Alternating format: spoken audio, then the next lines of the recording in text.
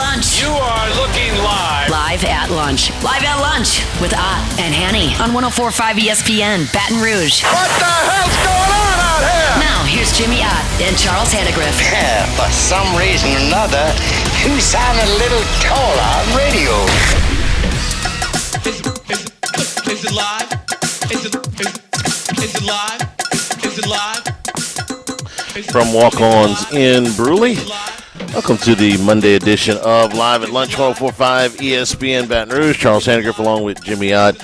Jordan Kitchen's back in the studio. Our Monday schedule includes Brian Kelly's press conference that'll come your way at 11:40 as LSU gets ready to take on Arkansas this week. And then we'll be back to finish up the show.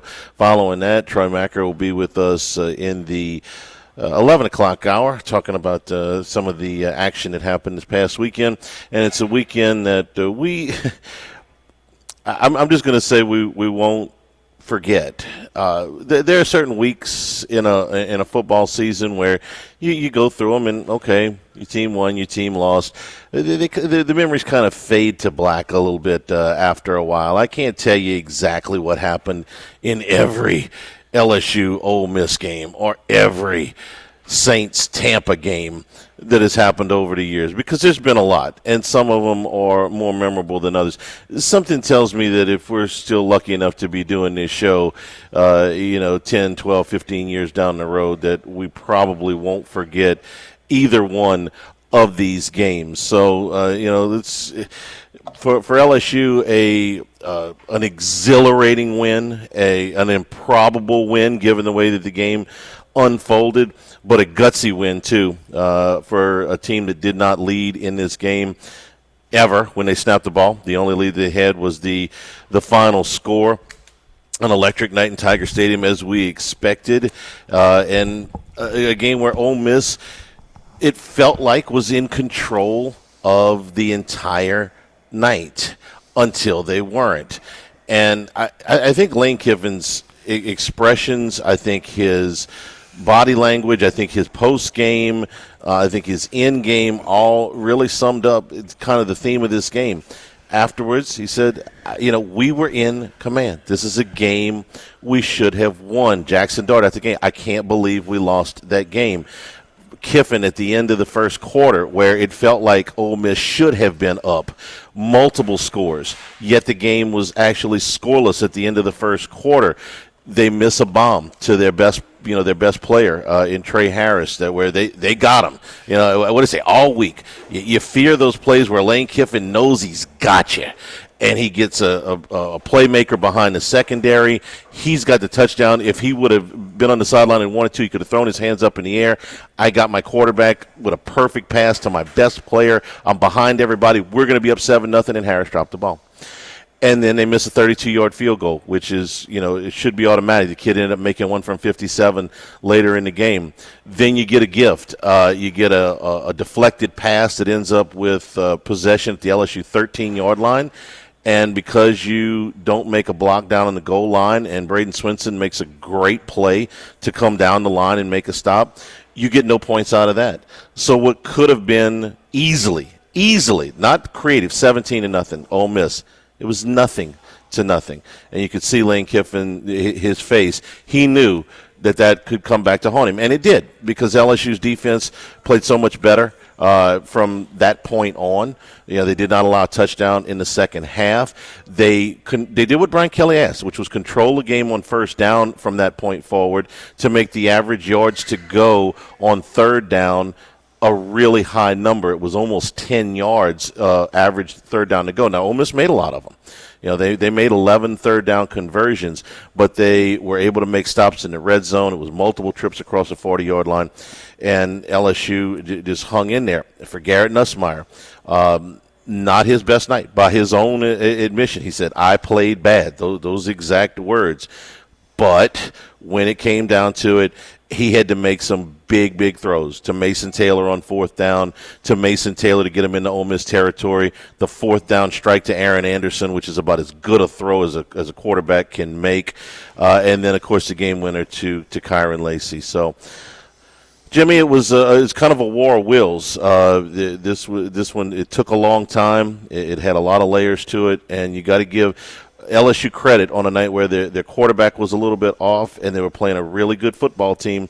They made enough plays to hang in there and win it in overtime. Yeah, you say that kind of off, and he made some poor, sold, kind of.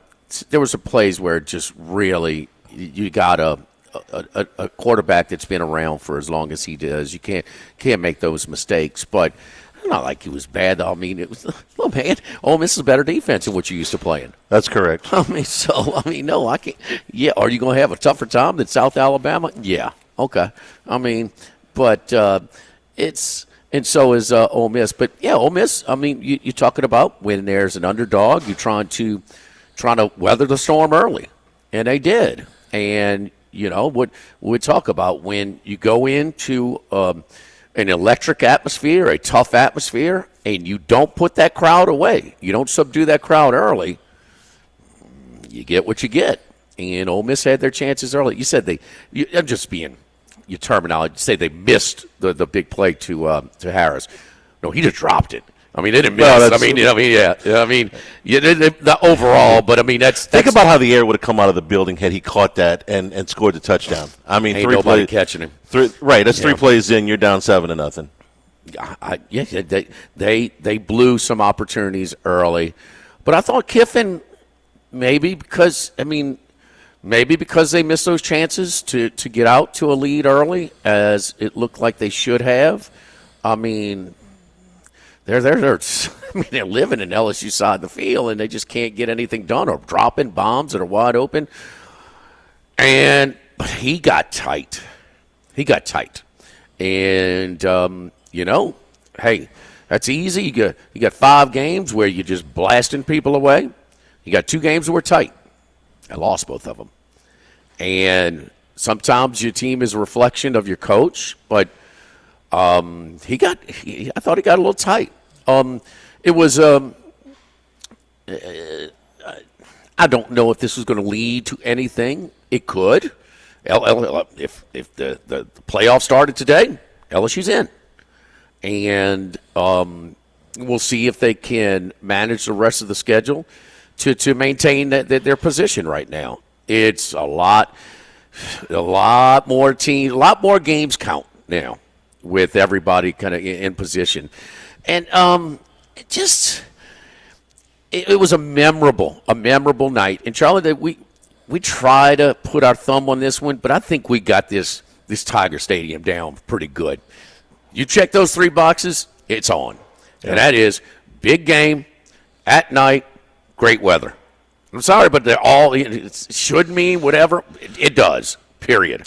And I'm a little bit, and this is picky, and I don't care, okay? You go there, you have a blast. Are you going to sit there in traffic, and you're going to stay the whole game? I don't care what you do. You can go, you can go streaking around the car. I don't care, all right? But, man, we like Nick Saban said his first year when they had 3 field storm games. I'd like to be the team that they field storm against, but Ole Miss. I mean, we like rushing the field against Ole Miss on a regular basis now, and they ain't never done anything. And the runs. And how much is the history? How much? Jackson Dart, did you see the hoodie and the dejection? I mean, what? I mean, what do you mean? You thought you coming in and LSU wasn't going to put up a fight? But then again, you had it took some, oh, man, if this player can step up. It used to be the old, man, how many defensive players had their best game? A lot of them, and I think that's what going back. So that's gutsy. Yeah, you don't quit. You're not the better, and that's what Kiffin knew. He had the better roster. Yeah. He knew he had the better roster this year. Going back and watching this again last night, that was my takeaway after I had a chance to kind of digest this whole thing. It was pretty easy in a post game. In yesterday's show, Whit Weeks had his best game. Greg Penn probably had his best game. Braden Swinson had what is becoming a normal game for him, but he had a great game. Major Burns had the best game I've seen him play at LSU. Zy Alexander was great. All of those things are fantastic, but the other thing that I came away with it was there were, as Brian Kelly promised, There wasn't any more rotation in the secondary. And who were the 5 guys that they had out there for 98% of the snaps yesterday? It was the same 5 guys they started the season with. Alexander was, I say, wasn't the 5 guys they started the season with because Alexander was still limited in the opener. But it was the 5 guys they wanted to start the season with, which is Alexander at one corner, Stamps at the other corner, Ryan and Gilbert at your safeties, and Burns at the star. That's essentially their best 5. They played, like I said, about 98% of the snaps, and that resulted in fewer mistakes. They weren't perfect, but they were better. I think that they've got their linebacker rotation now where you know who your leaders are. It's Whit Weeks, it's Greg Penn, and then up front it's Braden Swinson. They know what their rotation is at defensive tackle. The ends are set. Your playmakers are Weeks and Swinson. It's a defense that is settling in a little bit. Their best players are, with the exception of Perkins, their best players are healthy, and they seem to be getting it a little bit more. They were able to stop Ole Miss when they needed to in the second half. It wasn't that they weren't going to give up any yards. Like you said, they spent, I think it was 8 different trips inside the 40-yard line, but they didn't score any touchdowns after halftime. And if you can hold a Lane Kiffin offense with that experienced quarterback, and I know Harris didn't play in the fourth quarter, but that's an accomplishment. We asked for improvement in the defense. From game 1 to game 6, they have improved. So just as important as this game is, but you got to follow it up. And do you give it back up, in Fayetteville this weekend? And so it's not going to be an easy game. I mean, it's how many games do we talk about and how many special atmospheres where they say, you think they had a little emotion? Sure they did. There's a lot of emotion in Tiger Stadium on Saturday night. You have that much less in a tank. In this game, this spot reminds me a lot of 2 years ago. And, man, who knows if Arkansas starting quarterback, I think it was K.J. Jefferson at the time, was healthy.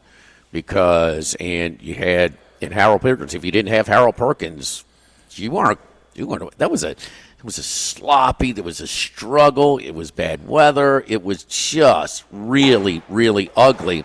And Perkins won it by himself that day because the offense did nothing. And, they were very flat. Arkansas, this team is a little bit better. You don't know. They're hit and miss too, but they're going to be ready for you. So now, and this is the fair. We'll go back to the before the season. This is a fair, very fair. This is not an unrealistic goal for this program with its resources, with its budget, with its history, its support. Expectation of getting into the playoff is very, very fair, and they're in position now. And who leaving, and even you on your rickshaw going down I-5, okay? Who thought leaving the Raider Stadium, Allegiant Stadium, whatever they call it, who thought that this would be the conversation right now? Well, it would have been hard to think like that night. On the Arkansas game, every spot advantage that LSU had this week reverts to Arkansas this week. This week, LSU was coming off a bye. Ole Miss was coming off of a road game. And you had a top 10 team coming into your stadium at night, electric atmosphere, the spot favored LSU. This week, the roles are reversed. LSU's coming off of an overtime game. They've got to go a very physically and emotionally draining game. They got to go on the road. LSU's now a top 10 team in both polls. Arkansas is going to be ready for them. They had a great atmosphere. I'm not comparing it to Tiger Stadium's atmosphere, but they had a great atmosphere for Tennessee. They had the off week last week, so they've had a chance to better deal with the field rush emotions of it because they have a week off in between. Mm-hmm. So they are rested. LSU is coming off of the more physically taxing game. Doesn't mean LSU can't win, but all those advantages we talked about in the spot, situational, they all favored LSU last week. This week they favor Arkansas. That's why some of the sharp action early, when LSU opened up 4.5, they bet it down to 3. Yeah. And so, that's a situational handicap, and we do that a lot on this show, and that's what you have. So that makes it be interesting to hear. I'm sure Kelly's been around the block. He knows. Yeah. He knows that they left a little emotion on that field. He was the coach 2 years ago when they won it on a walk-off win against a top 10 team. And at night at Tiger Stadium, they rushed the field, and then they had to go to Fayetteville the next week, and it was ugly. was real ugly. And remember, it was KJ Jefferson was the starter that was scratched. He was, and he just had the track guy trying to run around, and Perkins can run him down. Yeah. He did. And one thing about the field rush. Okay, that's secondary, Charlie. Yeah, I don't want to damn. Man, let the people have fun. This is students.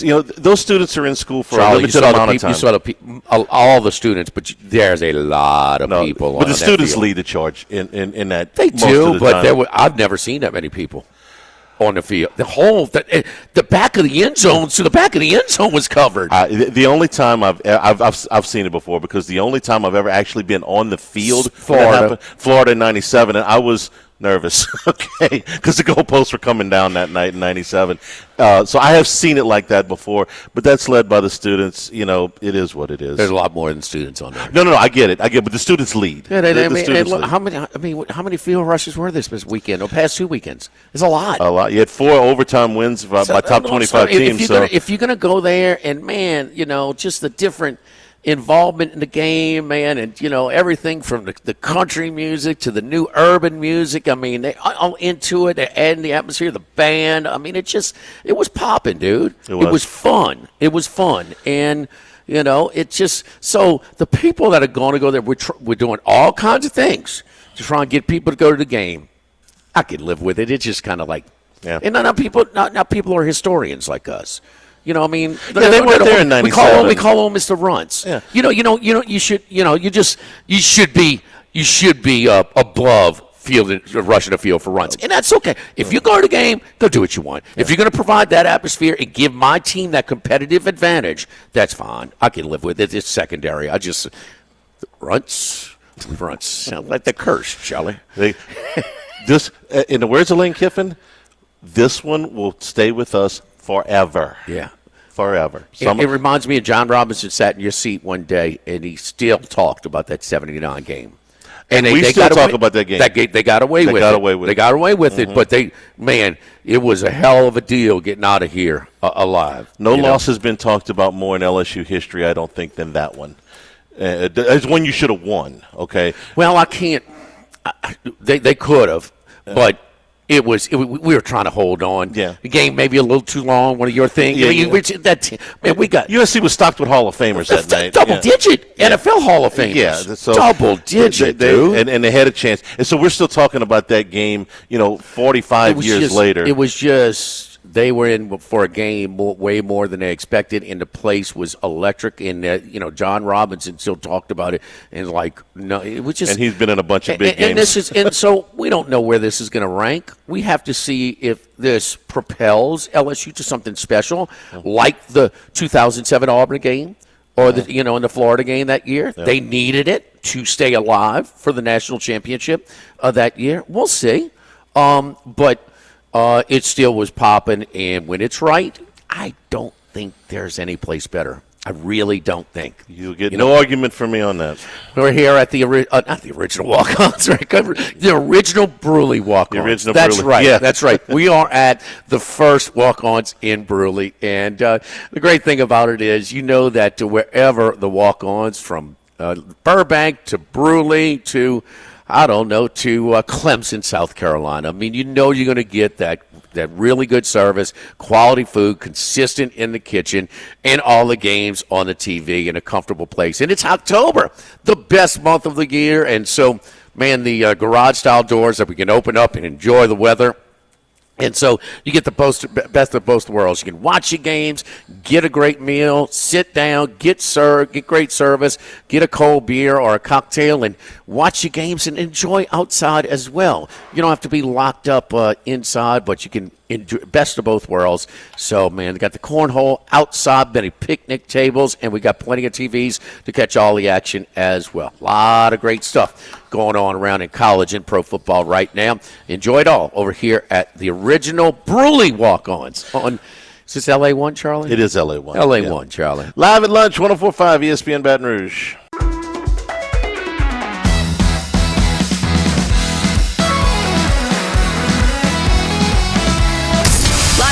With Ott and Hanny from Walk-Ons in Bruley on 104.5 ESPN Baton Rouge. And we welcome you back here at Walk-Ons in Brewley. And one of the great things about coming out here is they've got over 4 dozen beers on tap, and they always have some seasonals. How about a Huckleberry Pumpkin Squash? There you go. I went and tasted it. It's 10:30 in the morning. I went and tasted it just because, in the interest of research for the show, promotional. Yes. It's quite light, Jimmy. It's quite good. So you want to get something with a fall taste to it. They've got a few of them here at Walk-Ons. Great place to get a beer. Whit Weeks has a nose for the ball, huh? 18 tackles. He was a monster on Saturday. And look, we know he's been playing well and this and that, but he looked like a mini T.J. Watt out there, man. He was everywhere. He did, It's and unbelievable. their roles are more clearly defined now. This is the most clearly defined roles that I've seen in the secondary. Kind of what we talked about in the open. They played with a lot of confidence the other night that they knew where they were going. You know how you play fast if you know the defense. They looked like they were playing fast. They're still not the most talented roster we've ever seen in here, but at least now it looks like they know they got the guys that they want in the positions that they want, playing at as high a level as they can play. Yeah, and I got to be the first to admit I sort of discounted that about being more personnel oriented. I still think you're going to have a tough time arguing the other side on. I still think you were not getting your best, your most talented player in a position to impact the game or affect the quarterback as much. Yeah, but the other stuff, yeah. Now let's see if it's sustainable. We'll see. All right, the rest of the weekend in college football, and it was another fun one.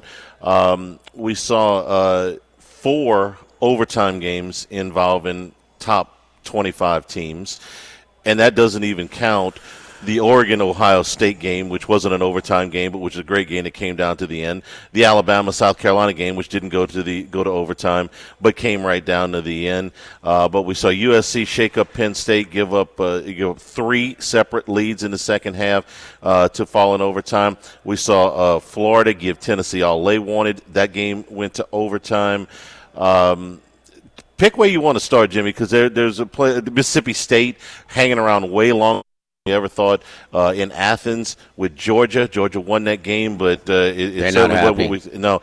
And in Texas and Oklahoma in the Red River, after a slow start, Quinn Ewers was rusty early through a bad interception. Texas didn't have any first downs in the first quarter, but they shook the rust off in a hurry, and they blew away Oklahoma 34-3. I don't know how much rust they shook. Yeah, Ewers did. Yeah, he shook some rust off to a degree. But I mean, Oklahoma with that quarterback in 0 passing game.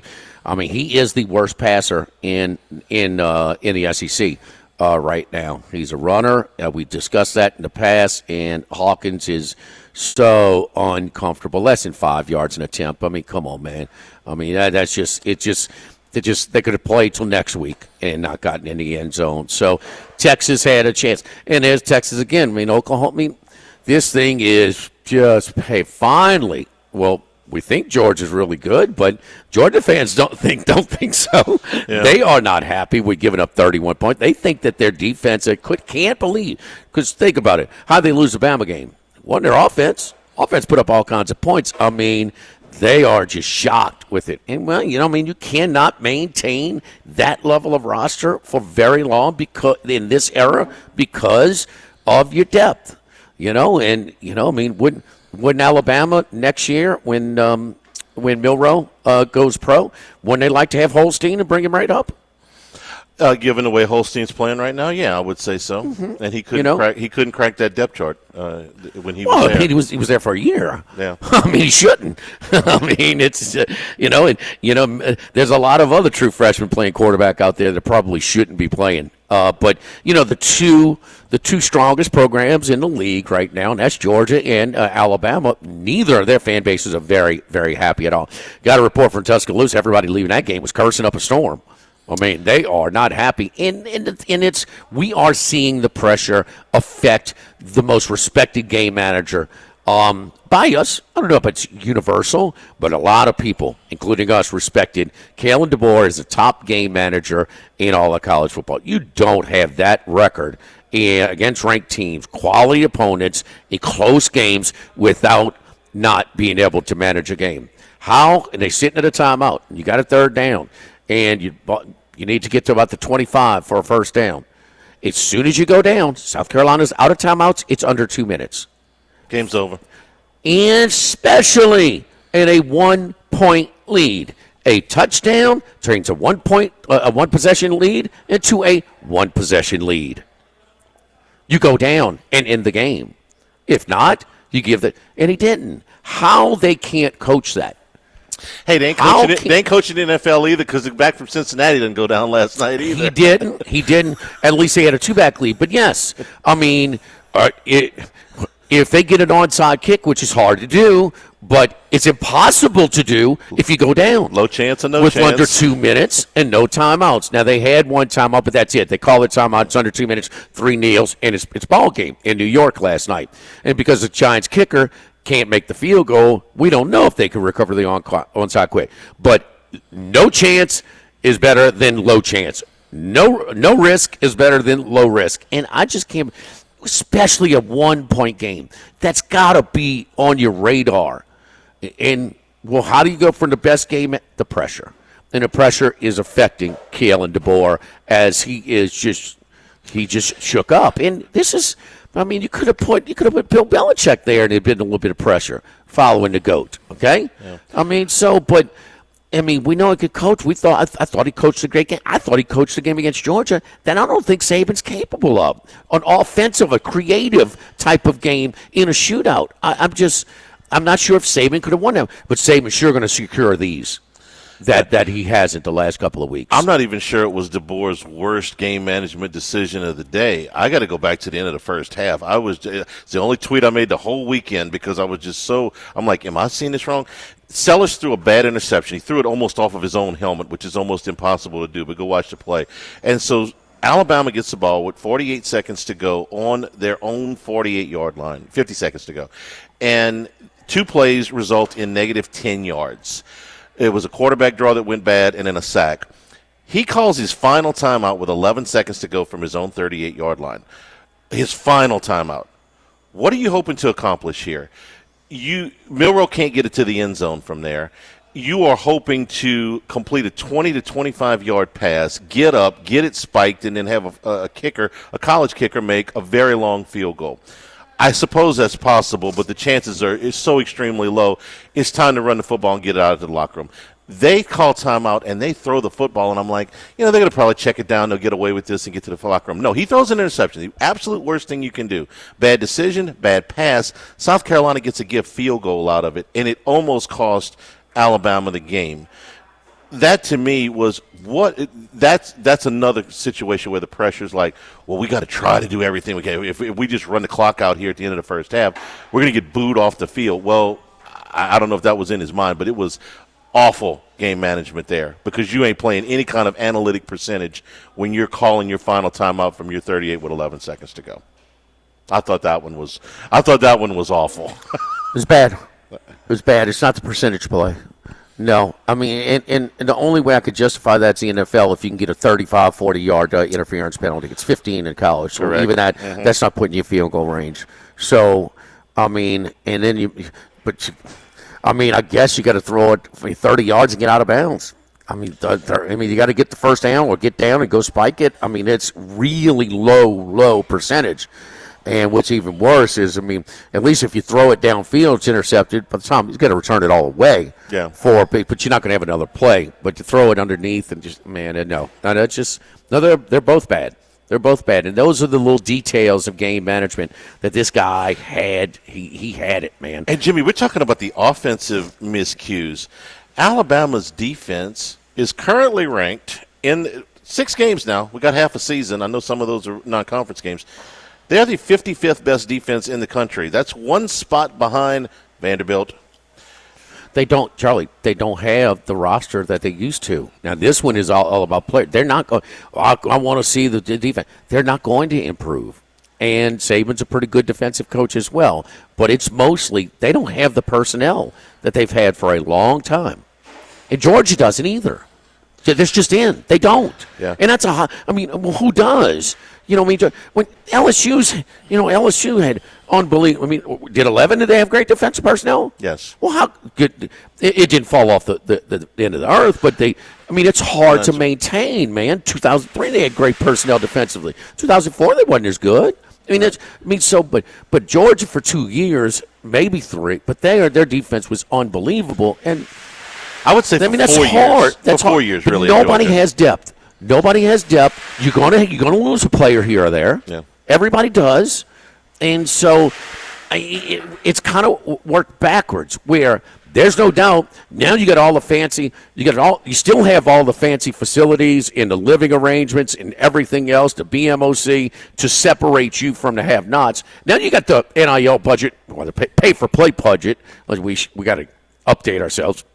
You got that too. That should widen it. But what it hasn't is the depth. Those secondary players that want to play now, that are leaving and finding places to play now, well, they're closing it. What it is, I think it's better for college football. It levels the playing field. We're seeing Vanderbilt. Right. Vanderbilt followed up their field rush fade by doing what? Go and win on the road against Kentucky. Yeah, one of the most impressive wins of the weekend. I'm sorry, given the circumstances. One of the most impressive wins of the weekend was Vandy. Diego Pavia went from 17 family members going to the game to 38. He found some cousins? Yes. He's multiplying. Diego, I've seen you so long. The Explorer, baby. There you go. Legacy title. Chad Reynolds, the legacy title for all of your real estate closings. 296-0060. Full service title company servicing all of South Louisiana. Fast, friendly, professional services, which you get every time you call 296-0060. Buying, building, refinancing, nobody chooses but you. Chad Reynolds and Legacy Title 296-0060. Live from Walk-Ons in Bruley, live at lunch, 104.5 ESPN Baton Rouge. Live at lunch. The Pierre Port store and the Thibodeau store, helping you with those home projects. Whether you're with a contractor or you're doing it yourself, they can get those supplies delivered to you. Go to the website at ThibodeauStore.com. You got lumber, it's coming out of the Pierre Port store. These other items you can arrange for delivery, or you can go to pick them up and they'll help you load up. So whether it's carpentry supplies, plumbing supplies, hand tools, power tools, maybe you got a little patch of concrete that you need to lay on your property. Maybe you need to do some painting. They're going to be able to help you. They're going to be able to walk you through step by step if you're doing it yourself to save you a little bit of money. Way better than a YouTube video. So if you don't know, I don't know how to do that, let them help you. They'll save you time. They'll save you money. Plus, lots of fishing supplies, ton of grills, including the Big Green Egg cookers down at the Thibodeau store. Custom-made cypress furniture, jambalaya, and crawfish pots. The Thibodeau Store, 900 St. Patrick Highway in Thibodeau, and online it's ThibodeauStore.com.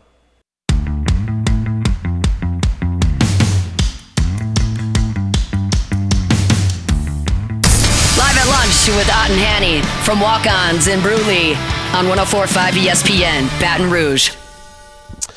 The news coming out that Graham Mertz is out for the season for the Florida Gators. Jimmy, one of the more surprising outcomes of the weekend was how competitive Florida was with Tennessee, taking that game to overtime before Tennessee won it. And Mertz left that game with an injury. DJ Lagway did some things in the game. It'll be his ship to fly from here on out. But Florida's. We left them for dead. I left them for dead. Figured that this was it, and the meat of the schedule, the real meat of the schedule, is just starting for them. But at least they're still trying.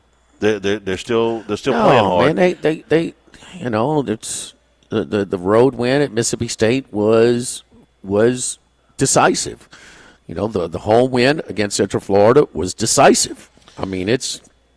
The A&M loss at home looks a little bit better right now than it did then. Yeah, A&M's not bad. It was it's hard to try and put a lipstick on that pig, but but that's why we thought they would kind of phone it in. But Mertz is the better option. Lagway, they did fall behind by a touchdown. He threw a touchdown to send it into overtime. But Mertz is their best option. And for a guy trying to save his job, I got to say it, Mertz doesn't go down, they'll probably win that game on Saturday night. Even with him going down, they should have.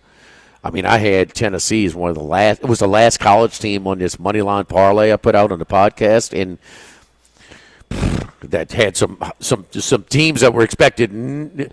I was very surprised that they took it to this level, and so I mean Tennessee, and that's another one. I mean, what is Heupel's specialty?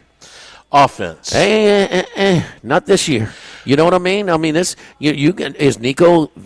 Is he another one of these runners that can't really do it? I mean, everybody was just anointing him, but he hasn't shown the bowl game. And I'll give him a pass. They threw him in there against Iowa. He was more of a runner than a passer. But look at his numbers, Charlie. His last 3 games, he has not thrown for 200 yards. He has thrown combined in the 3 games. These are 3 conference games: Oklahoma, Arkansas, Florida. 1 touchdown and 1 interception in 3 games. Okay, so there's not much there. We gave him a lot of credit. He looked very good against NC State. NC State was ranked when that game came along. What was his numbers against NC State? He threw for 211 yards, 2 touchdowns, and 2 picks. Now, they won that game by 40, but that's not great. No, it's not. They had a pick six in that game. NC State hadn't won a game, huh?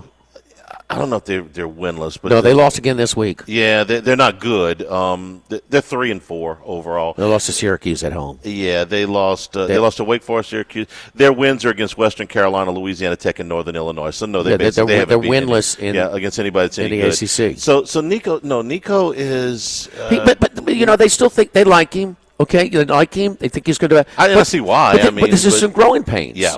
You know, I mean, it's a freshman starting. I mean, essentially a freshman. Well, he was on a team last year, yeah, and so he got to kind of.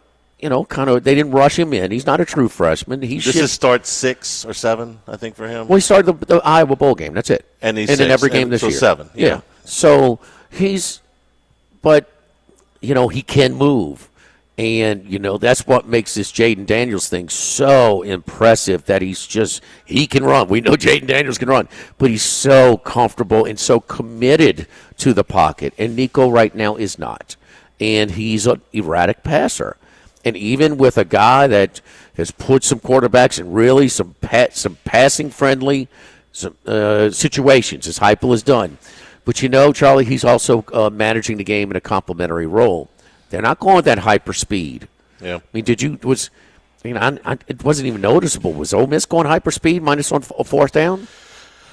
Not hyper speed. Well, he's trying to win something. Tennessee and Ole Miss and hype, and I got to give them credit because they're trying to take that next step up. Besides being, we want to be exciting, we're going to get in every shootout. But damn, by game 6, 7, 8, our defensive front's dead. The more snaps and more snaps per game. I mean, you only have so many in you. That's why you got to rotate. But they're playing without depth. They're playing a complementary way, and Tennessee's defensive front's got a little depth.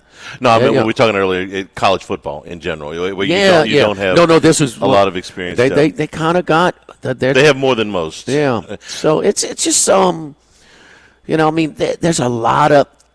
College football is becoming a little bit of college basketball. And there's no such thing as a true point, a true 5, a wing, a power forward, a shooting. It's just you're taking your best players and you're playing. Villanova smashed playing 4 guards. 4 guards and a wing. No posts. I mean, pace and space. The whole, and that's kind of. I mean, that's a lot of imperfection in college football. And maybe I still think LSU needs to improve the talent level of their roster, but to compete at LSU expectation level. But there's a lot of teams that have a chance, and even the big game, the most highly ranked game, and it lived up to its billing. Back and forth, it came down to the last couple of plays of the game. I mean, Oregon and Ohio State. I mean, with their new quarterbacks, they have some room for growth, certainly. So, which is fine, where you got more of a level playing field because it's tough. You got to watch a little bit of this game that I didn't get to see any of, which was Georgia and Mississippi State. So was this – because Georgia still put up over 600 yards of offense. The offense is fine. And they were up 27-10. They were up 34-10 early in the third quarter. So – But Mississippi State cut it to 10 by the end of the third quarter, so it doesn't look like it's complete garbage yards. While it doesn't also look like Mississippi State ever had a chance to actually win the game, they were never. When they got to 10, Georgia had the ball back. They scored again, and then the last one was at the end of the game. So I don't want to say it was all garbage yards, but I also don't think State had a chance to. Some garbage yards, but not all. And Mississippi State, competitive, but didn't really have a chance to win this game either. Didn't quit, but the people in Athens are freaking out. And not just because of this one. There was a little kind of half garbage yards and half like, okay, let's put these teams away. They're not as good on defense. They're just not as good. And maybe, Charlie, well, they sure shut down one team. Well, the outlier there is, we'll remind ourselves about the opening week. Clemson looks a lot better on offense against this ACC competition as well. But if Clemson played Georgia again now, would they suffocate them? It wouldn't be 34-3 again. You know, would they suffocate them like that? No. They're going to score 34. They might score more than that, but Clemson's going to get more. There's no doubt. And so when the defenses are ahead of the offenses, it's a little bit of both. The thing is, it's on the heels of them giving up 40-something points in Tuscaloosa. You know, I mean, and having Milroe and those guys are fast, but, I mean, Georgia DBs, they got the angle on you. They should be able to run you down. They should be able to. You should not be able to turn the corner on like they were. And Mississippi State should not be able to score 31 points. What do you think their team total was on Saturday? What would it be last year? You know, what do you expect? Mississippi State 10 in the low teens. I would say 13. 14, something like that. I'll tell you, and maybe a little bit of a look ahead spot for Georgia. We know where they're going this week. They're going to Austin in a game that I think is going to tell us a lot. I mean, Texas has played a soft schedule. It's not entirely their fault. I'm not going to get on them for scheduling Michigan just because Michigan stinks. Yeah, they didn't know it was going to be 2024's team instead of 2023. They scheduled UTSA, who's supposed to be a decent team. They've won 10 games a year for the last 3 years. That's a reasonable second. Them in Colorado State are reasonable programs. It wasn't all Alcorn States. But we're going to really see this week. And it's not Texas's fault that Oklahoma doesn't have much this year either. So we're going to see this week. And how yes, part the league's fault, and I think that's the part you can control. What you can't control is, you got a much weaker Michigan team, especially at the beginning of the season, too, when they had so much turnover. Coaching staff, and you're talking about Baker, and that, in this Game 6, and this defense is starting to grasp some of his things. Well, think about Game 2, what they lost, right? In Michigan. So, how good is Georgia? Georgia's probably one of the top 11 teams in the country, but they ain't what they've been. I got my popcorn for Saturday, for sure, when they go to Austin. Yeah, so we'll see about that. You going to the F1 race, or are you going? I'm not. I'm going to skip that. Oh, okay. All right. Don't forget our friends over at Los Reyes Mexican Grill. We stopped there, man. It was Saturday. Hunkering down all day over at the Queen. On my way home, hit Los Reyes Mexican Grill. A lot of people over there watching a little bit of LSU Ole Miss, a little bit of Oregon and Ohio State, and another game as well behind the bar. My buddy Scott doing a great job over there, making sure everybody's accommodated. So a lot of people before, during, and after LSU games. Los Reyes Mexican Grill. My buddy Kyle Rogers doing a great job over at the Nasser. They've been in the business for quite some time. And, man, when you get your bill, too, not going to get that sticker shock. Over at Los Reyes Mexican Grill, right across from Mike Anderson's on Lee. Live at the Walk-Ons in Brewley, live at lunch, 104.5 ESPN Baton Rouge. Live at lunch with Ott and Hanny from Walk-Ons in Brewley on 104.5 ESPN Baton Rouge.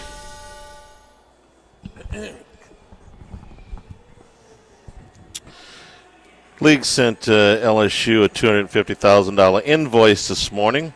Second offense under the league's competition policy that they revised at the spring meetings in 2023. $100,000 for the first offense, $250,000 for the second offense, $500,000 for every offense here on out. So keep that in mind if they beat Alabama. I want to know, Jimmy, if the league can go through on Monday and look at this and say, hey, you know what, you couldn't keep 20,000, 15,000, 25,000, whatever ended up on the field. You can't keep them out, and we can fine you $250,000 for that. How come we can't look and see Ole Miss signaling over to the sideline, go down, everything but holding up a billboard that says go down to have them fake injuries? sportsmanship clause for that too, right? You've heard the officials, though. I don't want the officials to have to police. No, that. that's what they. No, that's yeah. I want the league to. I want the league to officiate that on Monday. It was a national topic. Yeah, this past weekend. Needs to be. It was, and so if it happened again, and they Ole Miss had they had to say about it. Send the league that film. We'll take a break. Hour number 2 from Walk-Ons in Bruley, 104.5 ESPN Baton Rouge.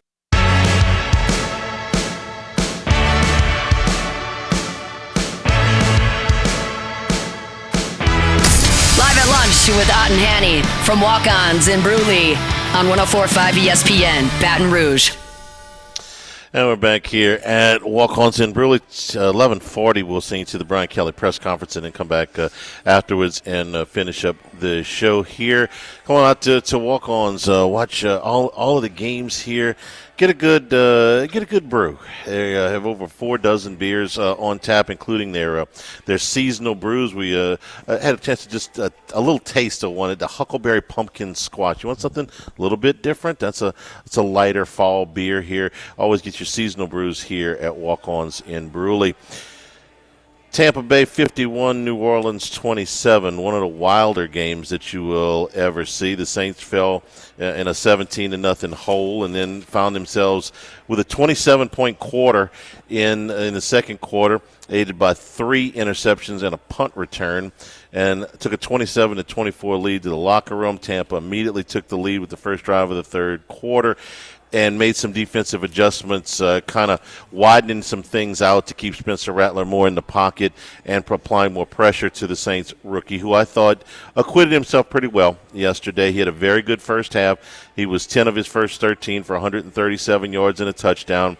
And then when Tampa started getting to him a little bit in the second half, the Saints were playing behind a makeshift offensive line again. Chris Olave goes down very early in the game with a concussion and did not return, so he was without his number 1 receiver as well. So it was a tough set of circumstances. I thought Rattler did fine. Jay Glazer reported yesterday on the Fox pregame that this is going to be more than just 1 or 2 games, this game Thursday night against the Broncos, but that Rattler will be out there for at least 3 or 4 games, which is fine by me. I know what the other guy can do, so I'd like to see some more of him. And I thought he showed enough to where, okay, there's some hope for the future. I'm not saying he's going to be the savior of the franchise or anything like that, but I saw enough to want to see more. He's not overmatched there. He's got some things that he needs to work on. But the bigger story, if you're watching the game and you're not like a Saints fan looking to the future, is the fact that this defense completely collapsed yesterday and gave up more yards than they have than any game in the history of the franchise save one. They gave up 50 points for the first time in 12 years, and they now stand out of 32 NFL teams, Jimmy, 32nd in total defense. That's DFL. For DA, the defensive guy. They missed enough tackles yesterday to put together a video on how not to do things. Just ugly all the way around, and the 2-0 start seems way distant in the rearview mirror right now. Baker Mayfield looked like Dan Fouts yesterday, huh? In the second half, he did. You know, all 3 of the interceptions were deflected. I'm not saying that he's faultless in those things, but they were all off of deflections. Baker Mayfield's been a very good quarterback for the last year and a half. In the top 12 quarterbacks in the NFL in the last year and a half. Yeah, but Charlie, 600 yards. When's the last? I mean, that was unbelievable. I mean, it was just chunk play after chunk. I mean, it was an aerial circus, man. And no, he's playing better. I get it, but he ain't that good. You know, I mean, geez, I mean, nobody played at that level yesterday. Well, it was an aerial circus, but it was a ground circus too. I mean, they ran for almost 300 yards. Well, when you up that much, you tackle. No, there's no doubt. I mean, yes, the whole thing real bad. They went through them, and well, this is Allen's sort of expertise, and that was, I mean, that's probably that's the worst performance by defense since he's been a head coach. Yeah, I think that's the worst performance since he's been here as a coach. Period. When he was Sean Payton's defensive coordinator, this was unbelievable, and it was a strange game as well. And Shaheed got him started, with the punt with return? the punt return for a touchdown. But Hell, they were down 17 at that point. 17-0, and then they got it to the Saints outscored them 24-7, and then Tampa Bay, the second half, outscores them. What was it? 27-0. So it's a little streaky, to say the least. The Saints stuff seemed to be really just kind of like a little bit of an avalanche. I mean, it was one thing after another. Back to Rattler, and I was less than impressed with the news, less than optimistic, to say the least. I thought maybe he could be a Chase Daniel. I think he's got a shot to be a starting quarterback in this league. He's not real big. He's not real athletic. He's mobile. He's more comfortable throwing on the move than a lot of quarterbacks. But he's got an NFL arm. He's got a good enough arm to do it, and he looked pretty comfortable for a while. What happened from the first half to the second half, though, when he completely got shut down? They widened the ends to keep him more in the pocket, so that a lot of the stuff they did with the bootlegs and stuff that they had success with in the first half were a lot harder or impossible to get to. And then they dialed up the blitz package, and they put more pressure on him. And in the pocket against that pressure. But keeping him in a pocket where he's not really going to be able to see because of his lack of size, he's a little bit deficient. He wants to get out. Yeah. He wants to get out. Not that he's a running threat. Now, he can move your chains every now and then, but it's more about he wants to get out to where he can have be able to see the field better. Yeah. I'm encouraged by what I've seen, what I saw yesterday, in that I think he can get better. Like I said, I'm not looking at him as the franchise savior or anything, but I want to see more. I saw enough of Haener that I don't see him as a starting NFL quarterback. Rattler's better. And I know what they got in Derek Carr. We've talked about Derek Carr, enough. He is what he is. So let me see this kid for 3 or 4 more, starts, and let's see what he is. I mean, at what point do you say you're having injury bad luck and you just go, man, this has been catastrophic? It's not just that they lost McCoy and Ruiz. That's 2/3 of your starting interior. You lost Lucas Patrick. You lost Shane Lemieux. You lost the next 2 guys behind that. I mean, you're down to offensive linemen 5, 6, and 7 in there. Saldivari was the starter at the beginning of camp. They got him out of there. He got hurt. They got him out of there very quickly. And then you still got a rookie at left tackle. Fuaga's been fine. And Penning, who, has improved greatly. But that's a bad offensive line, man. When you're down to 6 and 7 guys, in the interior, guys 6 and 7, that would be tough for anybody to overcome. So I don't know how fair it is, but, I mean, it's what you got, so you got to go. But you're without Olave. You've got this makeshift interior, your offensive line, and you're facing a pretty good defense. So I thought Rattler was fine. Everything considering, sure. Yeah. I mean, you want to see a little bit of improvement, but I think where maybe his limitations is if they see he wants to move, and they're just going to try and contain rush. Yeah. And I mean, you saw that within the game, and you saw within the game produce much better results. I was so much more surprised at how badly New Orleans was on defense because, they got a couple of injuries. Shocked everybody. They got a couple injuries there. Werner's still out. When Matthew left the game, they're down some bodies at safety, but Will Harris was out. But that bad? I mean, come on. It's an absolutely abysmal performance. And I'm sorry, but, the head coach, he took responsibility in the postgame. Frankly, I'm getting a little bit weary of that. Hey, this is my fault. We got to get it fixed. We got to clean some things up. Man, you got to clean up the entire store here.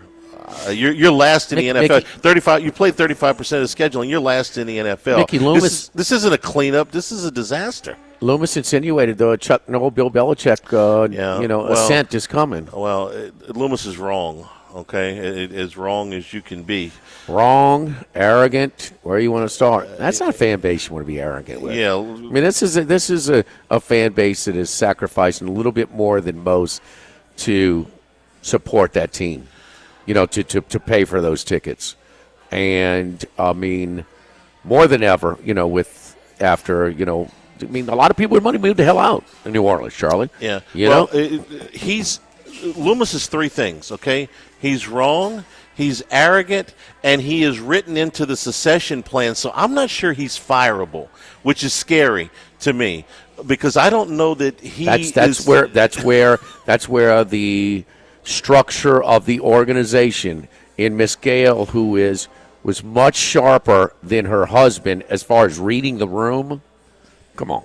You think if Miss Gale wouldn't have an influence on Benson, it'd be Tom Benson feel here and there, I mean, whether it's at Tulane or Canton or wherever. Yeah. I mean, being that philanthropic. She did. Okay, but the structure of that compromises the organization because it's time to make a move on Loomis. What do we want owners to do? We want them to make the best hires we can for the administration of the organization, the general manager, the head coach, the team president, and then we want them to get out of the way. I don't want Gail Benson doing press conferences after the game like Jerry Jones does, but they have to step in when that management team is no longer executing, is no longer efficient, is no longer the best way to go. I need you to step in. And right now, I don't see Gail Benson stepping in. Dennis Laucha and Mickey Loomis run this franchise. They are in the succession plans if anything were to happen to her. Laucha is as unfireable as you can be to not have an ownership percentage, and Loomis is right there with him. But he's not evaluating personnel, and I mean he's kind of an acting GM though, huh? I mean he's as Loomis runs the personnel and Laucha runs the organization. So he's not. Is he saying bring in this safety off injured reserve? No, but Laucha has the most control over the most power over anybody in that organization, as I understand it. So if there's a coaching change coming, it's coming from him and Loomis. And if there's a change coming at GM, it's got to come from Laucha, which means it's got to come from Gail, and she's just Gail's not going to do it. It's going to have to be Dennis Laucha that does it. And I just think he and Loomis are too linked for him. He's one of the heirs. He's not an heir, but he is part of the. In the event of Gail Benson's death, the team goes up for sale along with the Pelicans, and then the money is placed into a trust in New Orleans to take care of various philanthropic causes, various charities, headed by and Laucha and Loomis. But Loomis is in there, so I mean, it's they are part of that whole secession plan. So, so like I said, I think he's unfireable. I mean, I'd tell you to fire Dennis Allen tomorrow if I thought he'd do any good. Well, there you go. So I mean, here we go. Instead of what's your famous weak at the all-important position of I won't say that, but I'll say compromised at the all-important position of ownership. Yeah. Loomis has, in the past, at times, put together some pretty good rosters. So I at least can hold out some hope that he can regain some magic. Jeff Ireland has been a pretty good talent evaluator for some of his time, not recently, but some of his time in New Orleans. So there's hope that he can get it back. I have no hope for Dennis Allen. Dennis Allen is a loser as a head coach. I've seen enough, okay? There's no reason to go through this material again. We did it 2 years ago. I agree, but you might be stuck with this because you're stuck with the GM. I don't know. You're probably not. You don't have to be stuck with the coach. Those Loomis, those arrogant of being critical of your paying customers is wrong. It's out of step. It's really you are criticizing the people that are supporting you, dumbass. Yeah. I mean, and to be that arrogant, it sounds like it's almost like a royalty thing. And let me read your recent drafts to you. 2017 was a long time ago. Was it? So the last big but draft I mean, they had. to insinuate that a Chuck Noll, Bill Belichick, come on. man. You mean this? We pay attention. That's you want to good thing you're not running a book where you can take action on that because you would lose because that's it's but Rattler I thought Rattler was fine. And look, with better protection, everybody with this paper thin, if they were still the offensive line, Carr's your better option. But with compromised protection, I mean, Rattler might be your better option. Not just that we're just trying to evaluate him. He might be your better option with a healthy Carr. Let's see some more. Don't forget our friends at MR Property Group, my friends and LSU alums, Miriam Del Rio and Remy Curry. Whether it's buying, selling, or investing, and you know what, we're here to serve you. We understand that there are no dumb questions. There aren't too many questions because this is a big transaction that you're about to make. Being client-centric, not forcing our personal preferences onto you, but being there and available and ready when you are ready to answer any questions that you may have. Low-pressure suggestions when asked. Finding the options that you're interested in. We also have a great track record of negotiating the best price for sellers. We handle all of the negotiations. We have a great track record of the last 2 years. Great pricing in all of the area, the greater Baton Rouge area. So you're thinking about selling, you may not know, may not realize how much equity you have in your home. MR Property Group with Keller Williams, Red Stick Partners in Baton Rouge, 230-4242, 230-4242. Live at Walk-Ons in Bruley, live at lunch, 104.5 ESPN Baton Rouge.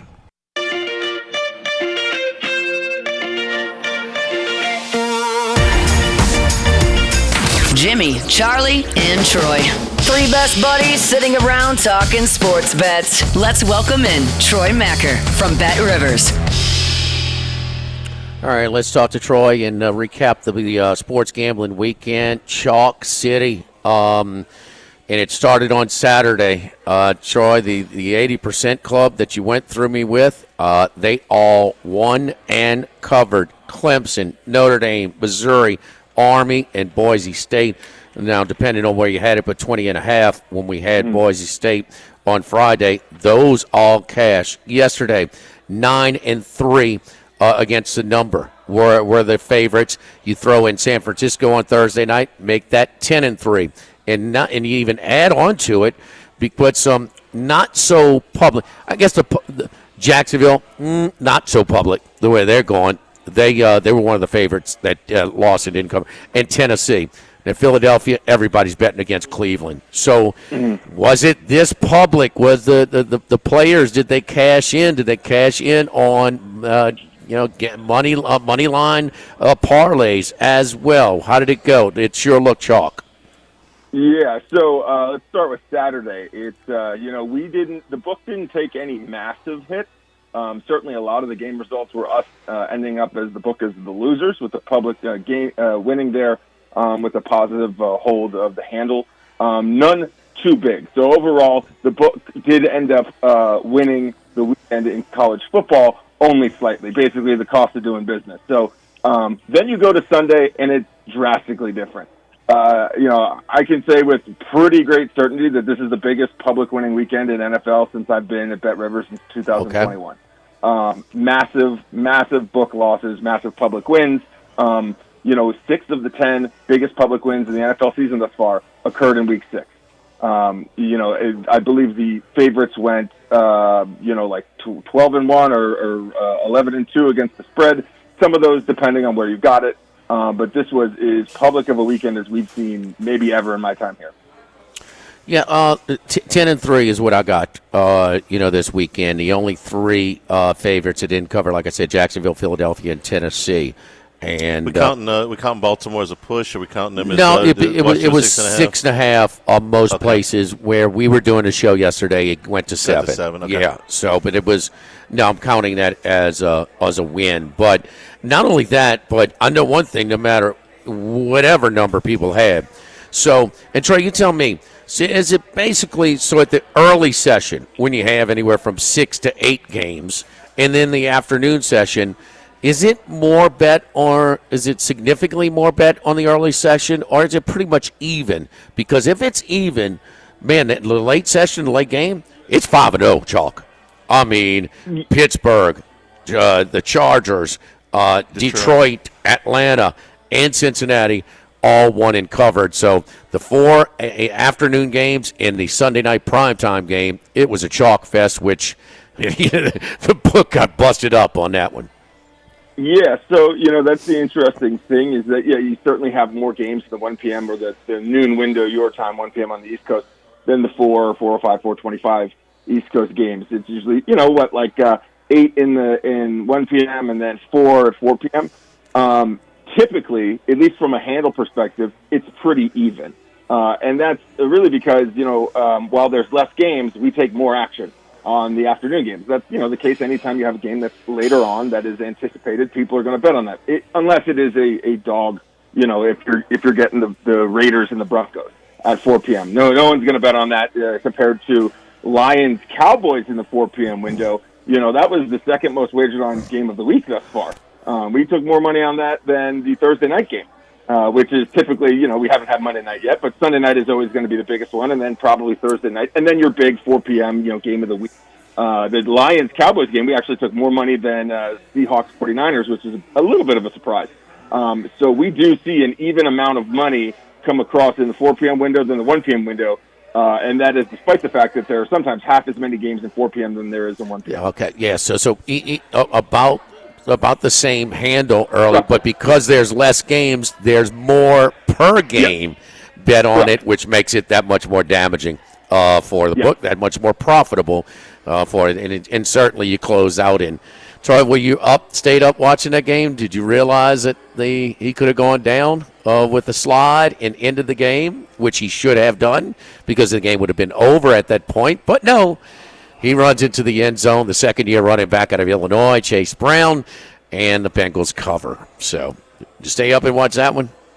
I stayed up and watched some of it, but early fourth quarter, my parents were in town from the West Coast, and so we've had the kids and all that. So I was kind of pooped, and there wasn't a lot going on in that game that would make me think, I had no action on the game, and my fantasy teams were dead in the water early in the day. So I went to bed with about 10 minutes to go in that game.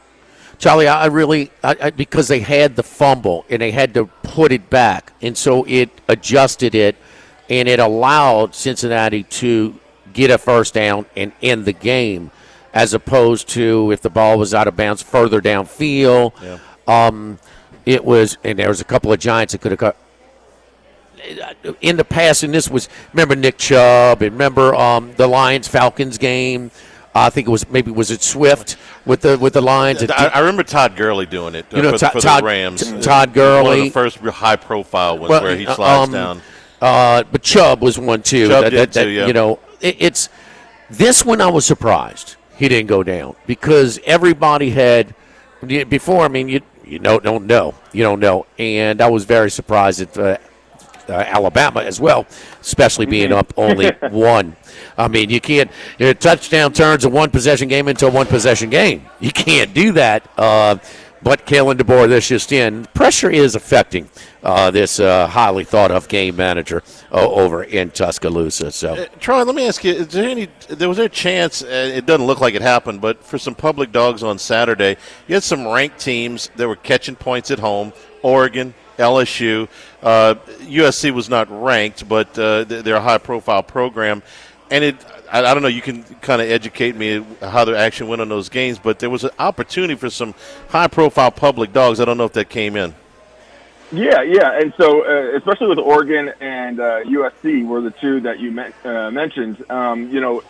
We saw Oregon plus 3.5 was the second most wagered on play of the college football weekend. Now the most wagered on play was Ohio State minus 3.5. Wow. But we actually took more money on USC to cover than we did Penn State, and that one, of course, was a crazy finish in overtime. I feel like when those teams play, they only play overtime games. So that was the one where I think the split of Oregon State and Oregon and Ohio State was pretty close. And we did see some action on Oregon money line simply because, 3.5, that's essentially home field advantage. I actually thought Ohio State was better by a touchdown. I was completely wrong. So, the other interesting one is we saw more money on Oklahoma than I anticipated. Not a lot. They were still, public dogs going away. But maybe it's because that number moved from like 14.5 to 16.5 to 17.5 in the last 12 hours before the game, and people really jumped on those final 3 points. But Oklahoma is not all that good this year, and Texas is very good.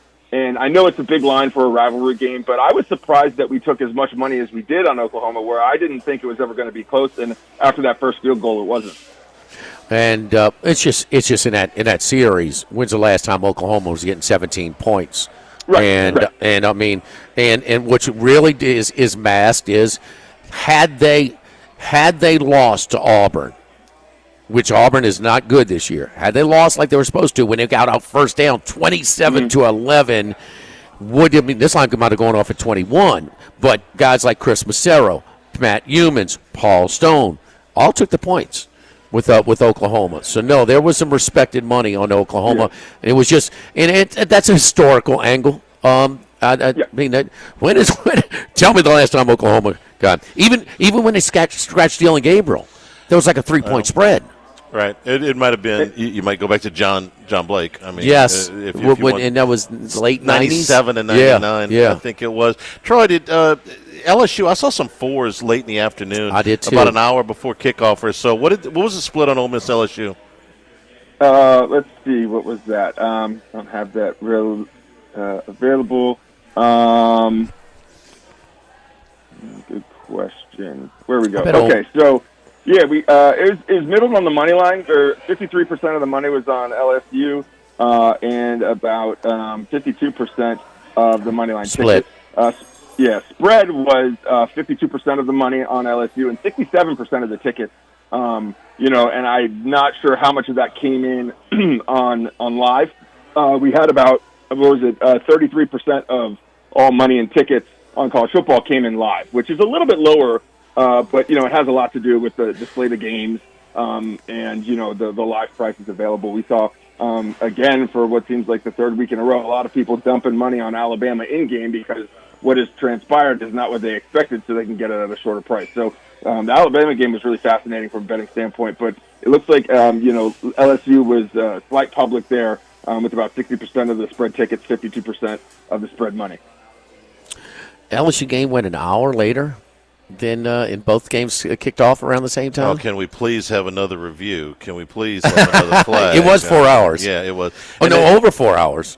Almost 4:30. Well, you had overtime too. Yeah, you had overtime, 4.5. Yeah, and then they don't kick until I think they kick at 6:44.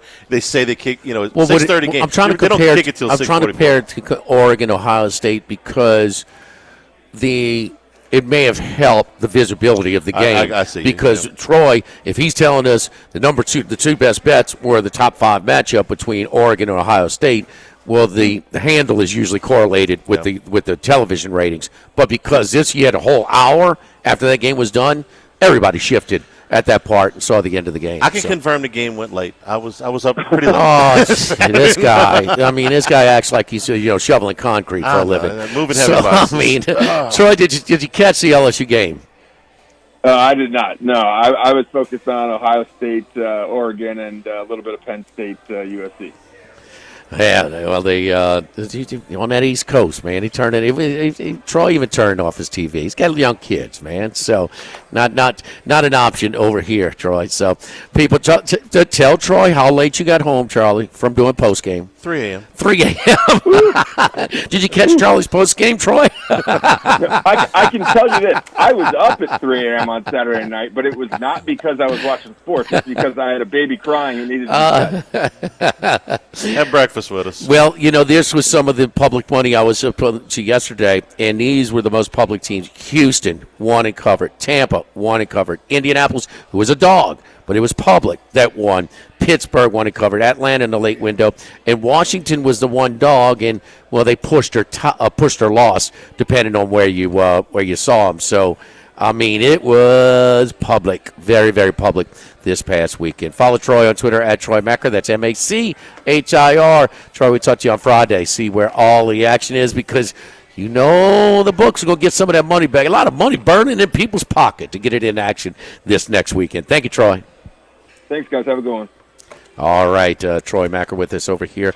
As we continue here from Walk-Ons in Bruley, Charlie, we're just getting ready to switch over in just a little bit, but we also remind you that our friends over at Total Diamond Performance, yes, indeed, their fall baseball clinics are underway. So the first session is well on its way, man. So doing a lot of stuff right now at Total Diamond Performance. What's coming around the corner too is their new facility that's about to be right at the the turn of the new year. So don't forget our high school fall baseball program. The structure, it's a 3-4 week sessions. That's September 30th through October 25th. The next one starts October 28th to November 22nd, and then another one November 25th and December 20th. You got that little break now. Maybe they're getting the itch to get back and get in the cage, get on the field, start fine-tuning, getting ready for this high school baseball season. So, again, contact Nick at tdpbaseball.com. Nick at tdpbaseball.com. We offer a blend of skill acquisition training, throwing, hitting, and defense, paired with strength and agility training. Players will be paired in small groups to optimize quality of instruction and maximize repetitions as well. Total Diamond Performance High School Fall Baseball Program. Nick at tdpbaseball.com. Live at the Walk-Ons in Bruley, live at lunch, 104.5 ESPN Baton Rouge. Live at lunch with Ott and Hanny from Walk-Ons in Bruley on 104.5 ESPN Baton Rouge. Couple minutes from sitting to the Brian Kelly press conference. Jaden Daniels yesterday with his highest yardage output of his young rookie season, 269 yards yesterday, completed 24 of 35. He threw 2 touchdowns, which also matches his high on the season. Did not throw an interception. He ran for 22 yards. Washington lost 30-23. I thought they were competitive. Baltimore's just better.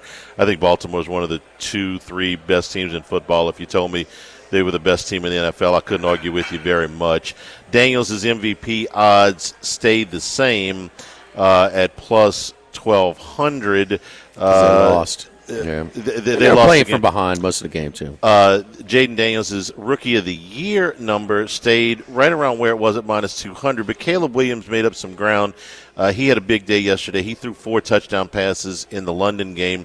He is now the second choice at plus 160 in the Rookie of the Year. And Malik Neighbors, who's been out for 2 weeks, has fallen back. He's the third choice at plus 1,200. And he also had was one of the few quarterbacks to have that many and rush for over 50 yards as well, Caleb Williams. Yeah, that was they put Jacksonville will stay in London, so they play again this week. So that's why they didn't fire Peterson. Yeah, we'll see if there's a change made, because that was embarrassing there, and you even have some players kind of criticizing. Some of the. So they quit.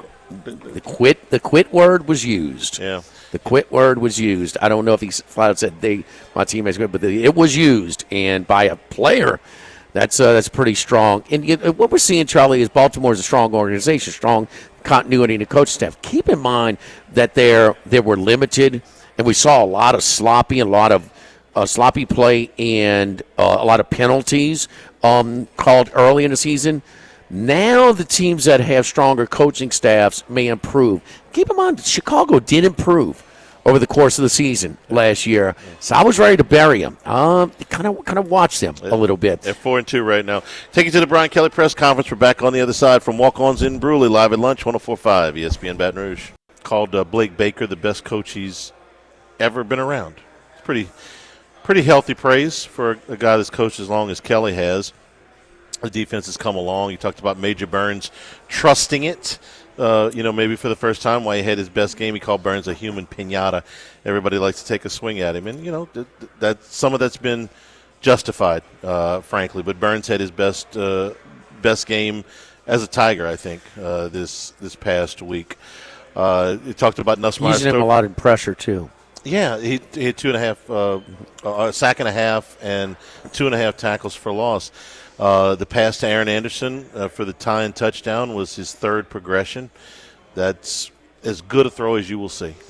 It's what it was, and he talked about. It's what we talk about when we talk about anticipating throws.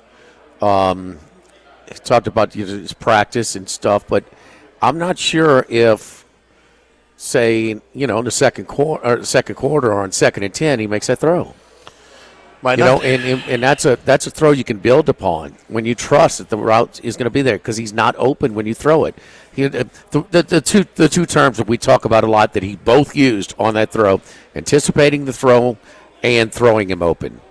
And so that's what he's talking about because when he's not open, he's not sitting there waiting on the ball to come to him. He's not wide open.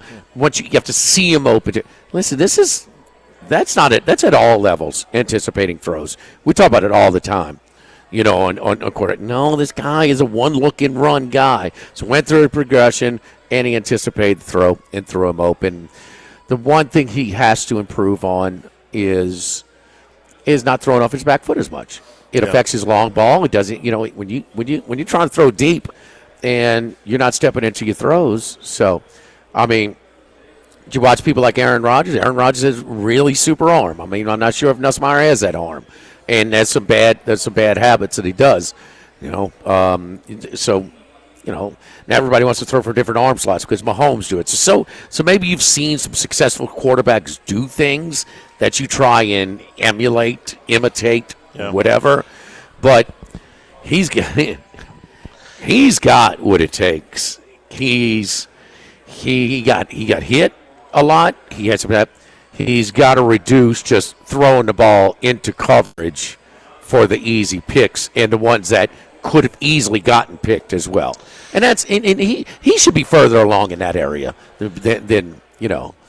One of the other things, Kelly, than what we saw in this game, rather. Yeah, and you brought up Aaron Rodgers. Rodgers has got a bazooka arm. Yes. He can do things that other people or could at points in his career that other people can't do. He also talked about Nussmeier running more, and he said that's just part of his development. With the opportunities there, he can help the team.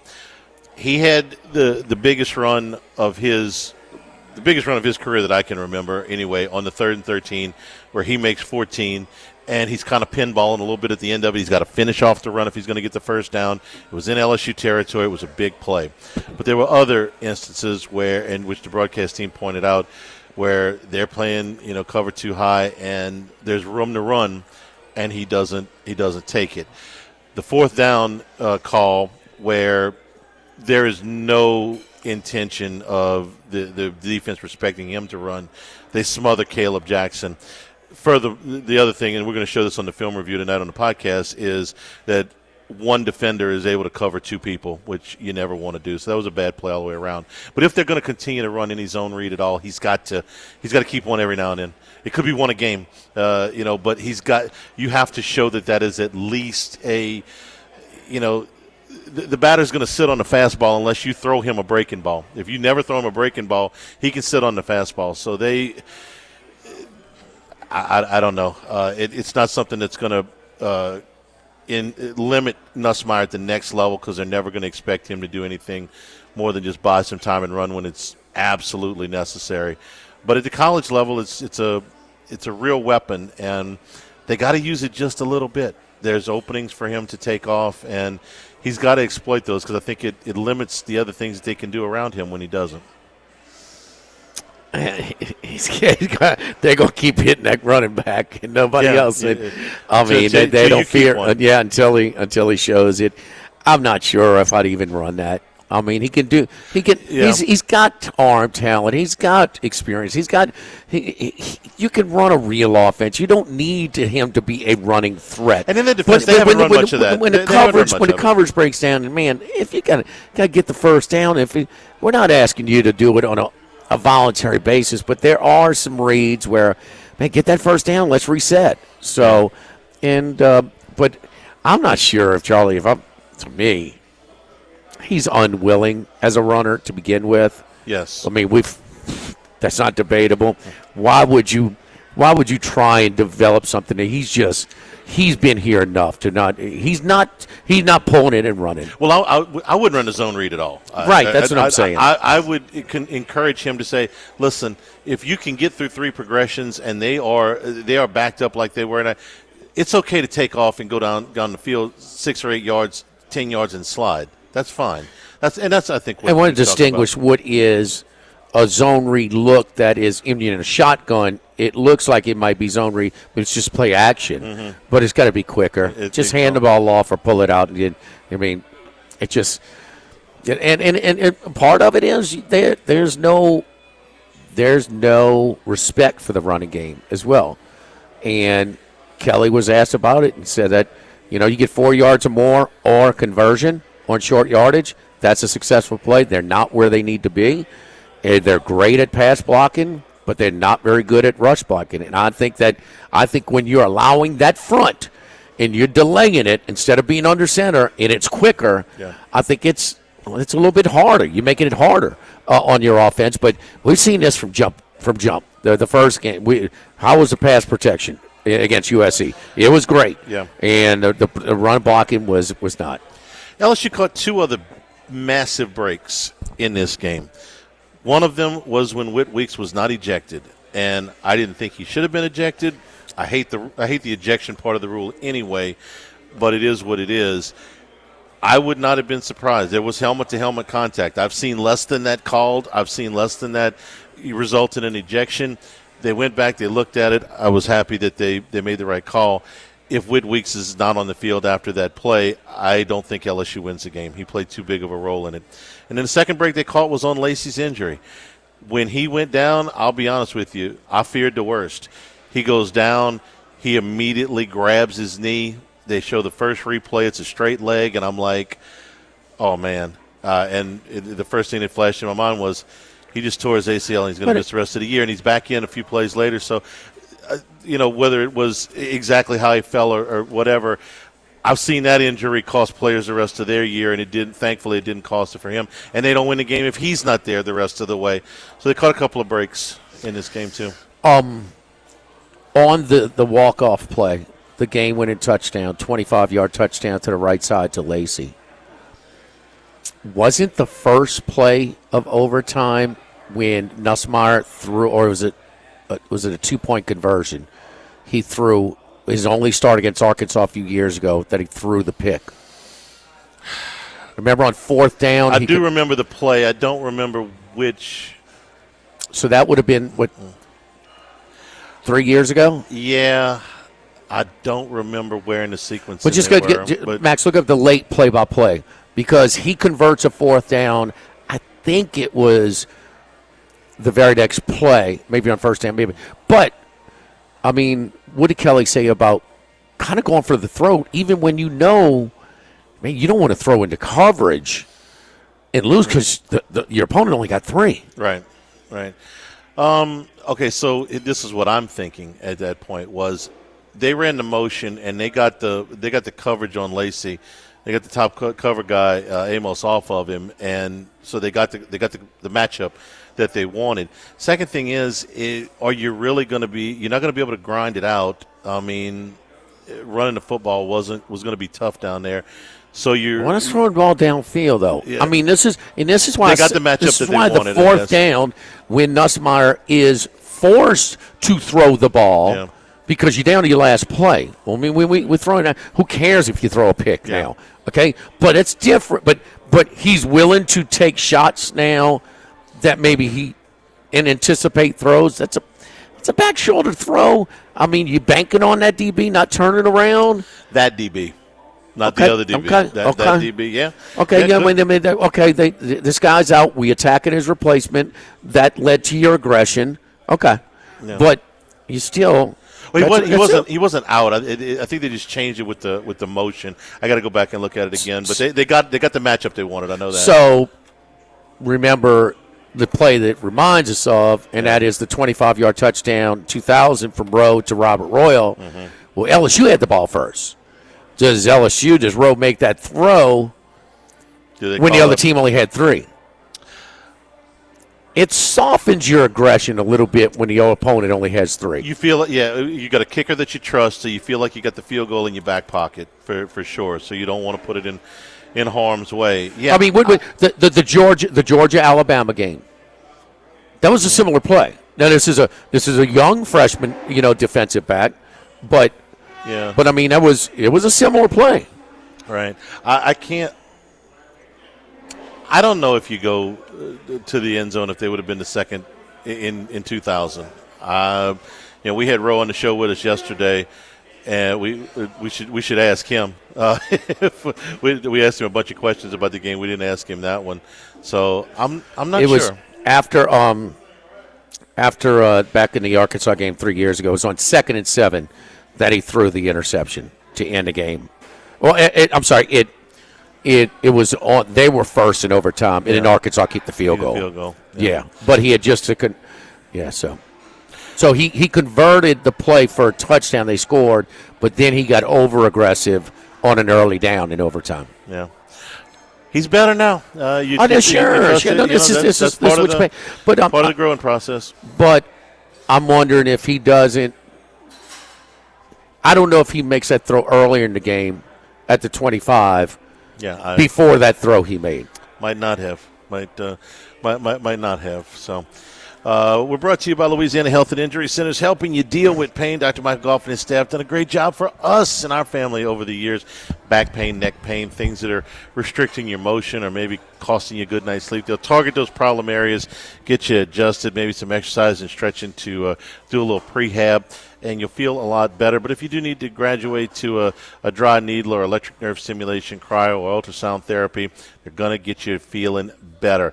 I know. They've done it for me. They've done it for my wife and other members of our family. So let them do for you what they've done for us. Airline Highway, Plank Road, Jefferson Highway near Drusilla, Dr. Michael Goff, Louisiana Health and Injury Centers. We'll take our final break here at Walk-Ons in Bruley, live at lunch, 104.5 ESPN Baton Rouge.